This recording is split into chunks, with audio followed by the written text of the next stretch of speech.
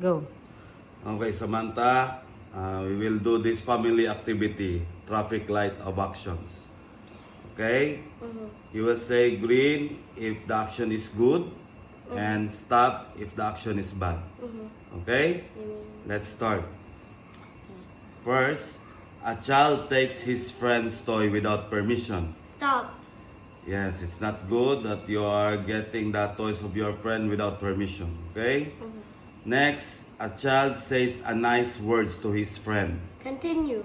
Yes, it's good that you should say nice words to your friends, all of your friends. Okay? Next, a child kicks his friend's bag on purpose. Oh my gosh. Stop. Yes, it's not good that you're kicking your friend's bag on purpose. Because you're friends, you know? Yeah. Next, a child makes his friend wait a long time to play. Stop. Yeah, it's not good that you make your friend long time to play with you. Yeah. Next, a child helps his friend carry his bag. Continue. Yeah, that's what our friends are for. You should help each other carry his bag. Next, a child shouts in his friend's face. Stop. Yeah, it's not good that you're shouting on your friend's face.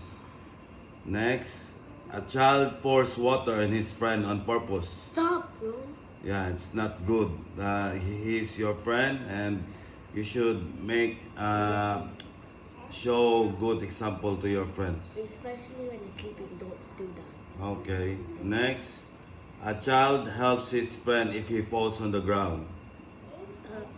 Continue. Yes, friends should help each other.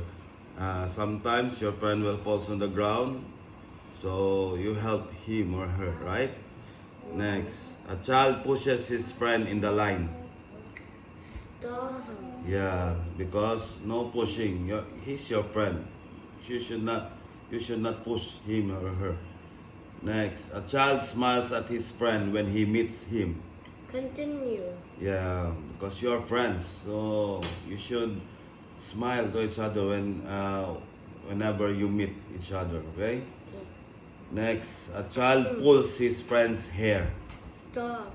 Yeah, it's not good that you're pulling your friend's hair. Because they might be bumped. Yeah, and they will be hurt. Okay. They'll be bumped. Next, a child shares his toy with his friend. Continue. Yeah, that's what our friends are for. You're caring, you're sharing your toys to each other, right? Next, a child hits his friend when he gets angry. Stop. Yeah, it's not good that you're hurting your friend. You are friends. You should love each other and taking care of each other, right? Yeah. Next, the last one. A child opens the door for his friend to go first. Continue. Yes, it's good. It's a nice gesture for your friend that you open the door for her. Okay? Okay. Good job. High five. Aywa. All done? Well done.